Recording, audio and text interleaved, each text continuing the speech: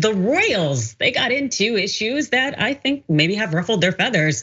They talked a little bit about slavery and they got a little rude awakening. So let's go ahead and listen first to the remarks from Prince William.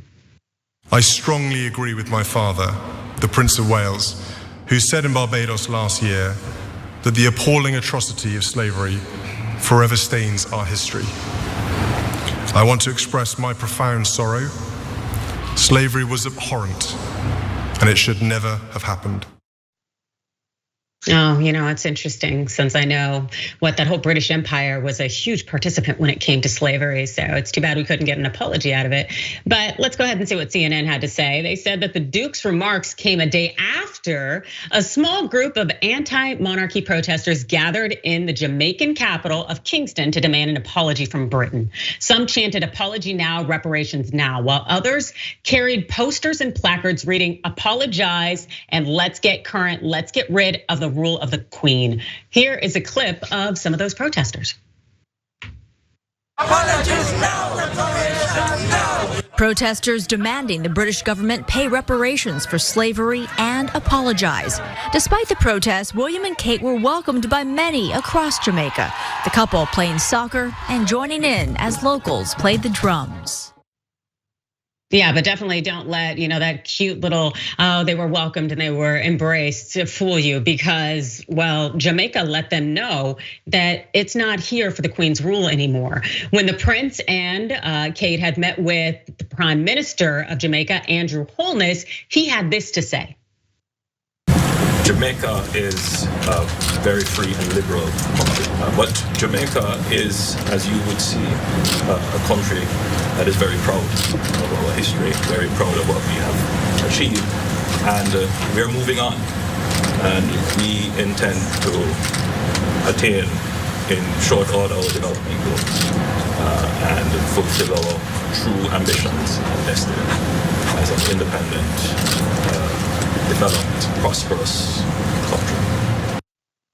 Yeah, that's right. The Prime Minister just let Prince William know that they are going to be replacing Queen Elizabeth II as the head of state. Now, this would become the second country to cut ties with the Brits, as last November, Barbados became a republic and gave the Queen the boot. But let's talk a little bit about what the British Empire did to Jamaica to get us here. This is per an academic, Michelle Limones, who authored the research paper, Devious Ingenious British Colonialism in Jamaica. She said Jamaica was conquered by the British Empire basically 1655, and driven by an appetite for the accumulation of wealth, British colonialism was described as pure evil. It is evident that Jamaica's colonial model was a strategic art form that guaranteed domination, controls, and subjugation of the labor force using all forms of violence. In Jamaica, British colonialism created cultural identities of whiteness as superior and blackness as inferior. It legitimized and reinforced this biased reality through nationalism and privilege of whiteness, and alienating, repressing, and marginalizing blackness. Now, the British Empire would engage in a process of whitening the Black Jamaican populace, and they do this through rape. And they essentially would produce mixed race children that they would enslave. So not only would they increase their slave population, but then they would use these children to reinforce the hierarchy where whiteness was desired. So here's what Limones had to say about that. She said sexuality for the female slave was a rite of passage. It involved physical and mental humiliation, ensuring that the slave was aware of her role as a worker and vessel to bear more slaves. Third generation mulatto children and descendants of foreigners born in the Jamaican colony were used to increase the white populace and to control other castes. And also changing the way that gender was perceived in Jamaica was key to Britain's colonization of the island and breaking down and dividing the people there. This is what Limones said. She said the gendering of relationships was intrinsic to colonialism in Jamaica. It included a perverse system of colonial heteropatriarchy that imposed and created cultures and structures of inequity and inequality on indigenous Black people.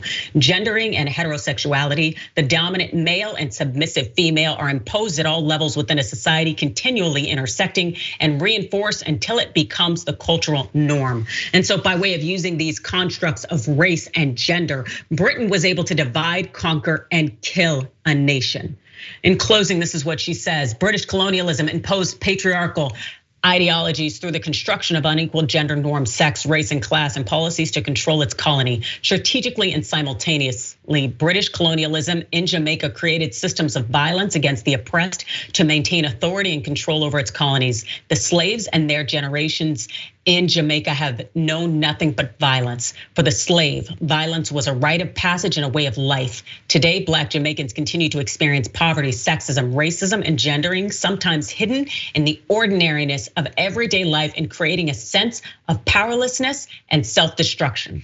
In summary, British colonialism in Jamaica created a society of extreme wealth and poverty, using a model that can only be described as deviously ingenious to divide and conquer the local indigenous community. British colonialism imposed visible and invisible strands of violence at every level. Over 300 years later, Jamaica, once noted for its notorious social disorder during British colonialism and slavery, is considered today as one of the most violent countries in the world.